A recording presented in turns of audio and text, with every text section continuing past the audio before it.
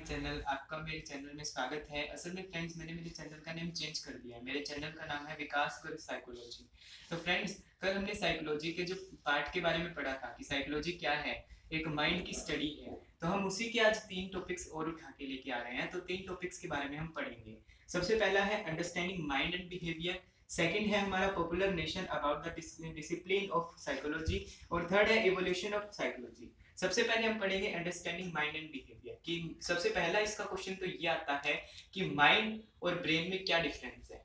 सबसे पहले ये देखो कि ब्रेन क्या है। ब्रेन जो है वो बॉडी का एक ऑर्गन है। ब्रेन जो कि हमारी बॉडी के बारे में देखता है कि भाई बॉडी की ऑर्गन है, वो सिर्फ और सिर्फ ऑर्गन। और जो माइंड है वो उसका प्रोसेस है कि हम जो सोचते हैं, जो हम इमेजिनेशन करते हैं, वो हमारा माइंड यूज करता है। ओके, अब हम पढ़ेंगे बिहेवियर के बारे में। The activity done by brain and read by mind is called behaviour. कि एक ऐसी एक्टिविटी जो हमारा ब्रेन डन करता है, हमारा ब्रेन करता है, और उसको रीड हमारा माइंड करता है, उसको कहते हैं बिहेवियर। फॉर एग्जाम्पल, 2 पर्सन है जिनको हमने ट्रिप पर भेजा। उनको ट्रिप पर भेजने के बाद एक तो जो ए पर्सन है, suppose 1 person is A, second is B. तो ए पर्सन को हमने वो थोड़ा हैप्पी पर्सन है, और जो बी पर्सन है वो थोड़ा सैड टाइप का है। तो वो दोनों को हमने भेजा, ट्रिप पर भेजा। वो जब वापस आए तो हमने उनसे पूछा कि बताओ, आप जो ट्रिप पर गए हो तो आपने कैसा इमेजिनेशन किया, वहां पर आपने क्या क्या देखा, वो सब हमें भी बताओ, हमें भी एक्सप्लेन कराओ। तो जो हैप्पी किस्म का पर्सन है, मतलब पर्सन ए, वो तो इजीली बता देगा सारा। वो जो उसकी इमेजिनेशन थी वो सब वो बता देगा। कैसे? उसके बिहेवियर की वजह से। उसका बिहेवियर क्या था? हैप्पी। उसके बाद में जो सैड वाला बंदा है, जो सैड पर्सन है, पर्सन बी, वो थोड़ा सा या तो वो उसकी बुराई कर देगा, भाई वो प्लेस ऐसा था, वैसा था, या फिर वो बता नहीं पाया। क्यों? क्योंकि उसका बिहेवियर क्या था? सैड। ओके, उसके बाद में हमारा आता है popular notion about the discipline of psychology. इसमें क्या होता है, इसमें कभी कोई चीजें मिक्स हो जाती है और कभी ये एप्रिशिएट हो जाती है। कैसे?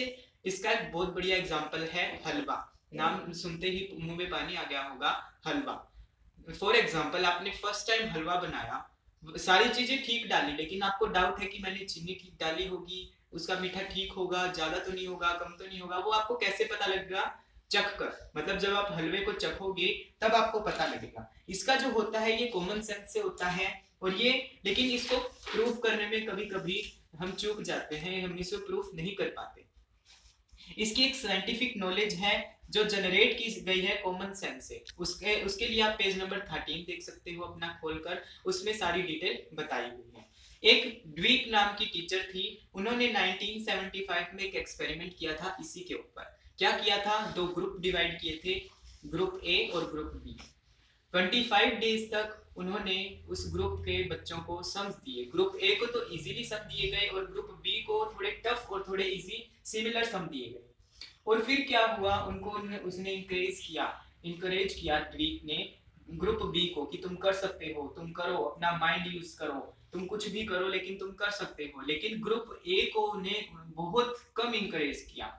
उसके बाद डे आया 26th डे उन्होंने क्या किया? उनका टेस्ट लिया और सिमिलर क्वेश्चन बोले। ऐसा नहीं है कि ग्रुप ए को उन्होंने जो क्वेश्चन बोले थे उसी टाइप के बोले, और ग्रुप बी को जो क्वेश्चन बोले गए थे उसी टाइप के बोले। उसने क्या किया? सबको सिमिलर क्वेश्चन बोले। और ग्रुप ए जल्दी से गिव अप कर चुका है। क्यों कर चुका है? क्योंकि उन्हें इंकरेज ही नहीं किया गया था, और उनको साइकोलॉजी पर विश्वास ही नहीं है, खुद की साइकोलॉजी पर, कि हम कर सकते हैं। उनको इजी सम तो आते हैं, लेकिन उनको उससे थोड़ा हटके दे दो तो वो उन्हें नहीं आते हैं, क्योंकि उनको इंकरेज नहीं किया गया कि तुम करो करो, कर सकते हो, माइंड यूज करो। लेकिन ग्रुप बी जो था उन्होंने इजीली कर दिया। क्यों कर दिया? क्योंकि वो इंकरेज हुए गए थे, उनको इंकरेज किया गया था। वो साइकोलॉजी अपनी साइकोलॉजी पर वो विश्वास करते हैं। तुम्हें एक रियलिटी बताऊं, साइकोलॉजी जो है वो तुम बचपन से पढ़ते आ रहे हो, लेकिन अभी तक तुम्हें पता नहीं था कि ये साइकोलॉजी एक सब्जेक्ट है। साइकोलॉजी आप पढ़ते आ रहे हो बिहेवियर के बारे में, बंदे का बिहेवियर कैसा है, वो खुश है, वो उदास है, वो गुस्से में है, ये सब एक साइकोलॉजी है। ओके, उसके बाद में हम पढ़ते हैं इवोल्यूशन ऑफ साइकोलॉजी। साइकोलॉजी का जो इवोल्यूशन है उसके बारे में पढ़ेंगे। 1879 में जर्मनी का जो विलियम वुड था, मैंने ये आपको कल भी बताया था, आज भी बता रहा हूँ कि विलियम वुड 1879 में जर्मनी का एक जाना माना साइंटिस्ट था जिसने स्टडी की थी एक साइंटिफिक स्टडी की थी लेबोरेटरी बना के, उसमें उसने लेबोरेटरी में उसने जो साइंटिफिक किया वो सब उसने किया, स्टडी भी की उधर, लेकिन उसने उसका क्या मानना था, वो स्ट्रक्चर पर फोकस रखता था कि स्ट्रक्चर देखा और स्टडी कर दी, वो उस पर ज्यादा फोकस रखता था। फिर उसका क्या मानना था कि भाई वो इंट्रो इंस्पेक्शन साइकोलॉजी पर ज्यादा विश्वास करता। Intro inspection means intro plus inspection, मतलब सेल्फ इंस्पेक्शन, वो सेल्फ के ऊपर ज्यादा विश्वास करता था, वो सेल्फ स्टडी ही करता था, सेल्फ इंस्पेक्शन ही करता था। लेकिन कुछ ऐसे थे, ये जो है इंट्रो इंस्पेक्शन है, ये साइकोलॉजी का बेस है, ठीक है। साइकोलॉजी का बेस क्या होता है, इंट्रो इंस्पेक्शन।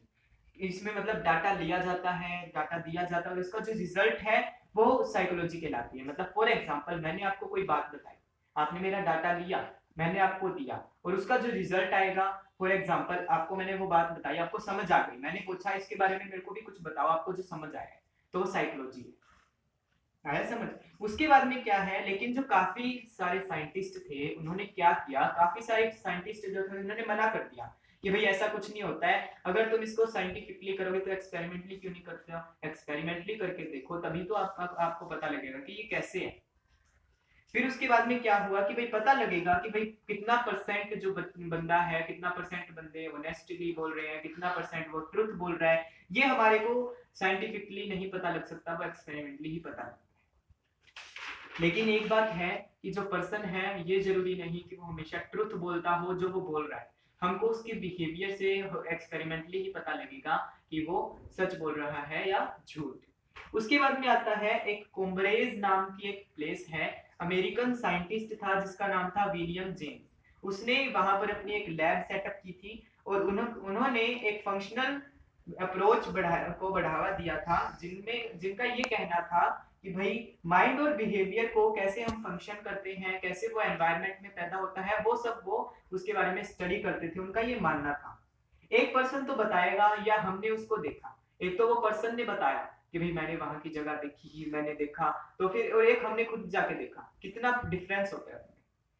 सेकंड उसके बाद में आता है कि बीच में ये सब छोड़ दिया गया था, उसके बाद 20th सेंचुरी में एक गेस्टर साइकोलॉजी थी, जो थी ग्रुप ऑफ पीपल्स, मतलब गेस्टर साइकोलॉजी जो थी वो ग्रुप ऑफ पीपल से बनी हुई थी, पीपल्स के ग्रुप से वो बनी हुई थी, जिसको कहा जाता था गेस्टोल्ड साइकोलॉजी। ये भी जर्मनी में इमर्ज की गई थी, जो विलियम वुड की भी जो हमारी लेबोरेटरी थी, सेम ऐसे गेस्टोल्ड साइकोलॉजी थी, इसको भी जर्मनी में सेटअप किया गया था, वहां पर इमर्ज किया गया था। इसके बाद में हमने इसके अंदर क्या एक्सपीरियंस किया, हमने इसका क्या इनपुट लिया, वो एनवायरनमेंट में जो लिया वो सब हमें इसमें पता लगा। कुछ ज्यादा कंक्लूजन निकले और कुछ कम निकले, और जैसे कि ये कैसे मॉडिफाई होती रही ये सब हमें इसमें पता लगता रहा। उसके बाद में 1910 में हमारी एक रिएक्शन आई जो विलियम वुड के ऊपर थी, विलियम वुड के बारे में वो बताई गई जो रिएक्शन आई। क्या था उसमें कि बिहेवियरिज्म रिस्पॉन्स क्या है, ये जोन्स गेस्टर ने डिफाइन कर दिया कि बिहेवियरिज्म रिस्पॉन्स क्या है। एक स्टिमुलस और एक रिस्पॉन्स, मैंने आपको कल भी बताया कि stimulus is not possible without response और response is not possible without stimulus. ये एक थ्योरी भी है और एक एक्सपेरिमेंटली भी है। ओके, हम जैसे कि कुछ भी स्टडी करते हैं, हम जिसे भी ऑब्जेक्शन करते हैं, वो सब हमारा 1910 में इसमें बताया गया कि 1910 में जो उन्होंने स्टडी की, जो उन्होंने ऑब्जेक्शन निकाला, वो सब इसमें बता दिया। उसके बाद में ये काफी डेवलप होता गया, काफी इसको बढ़ावा दिया गया, काफी लोग इसको जानने लगे। उसके बाद में एक साइड तो गेस्टर थ्योरी आ गई और एक साइड बिहेवियरिज्म थ्योरी आ गई, ये दोनों थ्योरी आई, और फिर ये जब मिक्स हुए तो इन्होंने को अपना कुछ आगे ही बढ़ा लिया और कुछ और ही चेंजेस होने लगे, इस साइकोलॉजी को बढ़ावा दिया गया। फ्रेंड्स, आज के लिए बस इतना ही, लेकिन मैं तुम्हें एक बात बताना चाहता हूँ कि जो साइकोलॉजी है वो माइंड है, माइंड की स्टडी है, माइंड की साइंस है साइकोलॉजी। और एक बात, जैसे फॉर एग्जांपल आपका जो फ्रेंड है वो सैड है, आपका फ्रेंड सैड है और आपको वो पता है, क्यों पता है, उसके बिहेवियर से। सेम यही हमने आज इसके बारे में पढ़ा है कि भाई बंदे का बिहेवियर कैसा है, ये सब कैसे पता लगेगा, वो साइकोलॉजी के बारे में पता लगेगा। अब इसके आगे का टॉपिक हम आगे पढ़ेंगे, तब आज के लिए इतना ही। Thank you so much.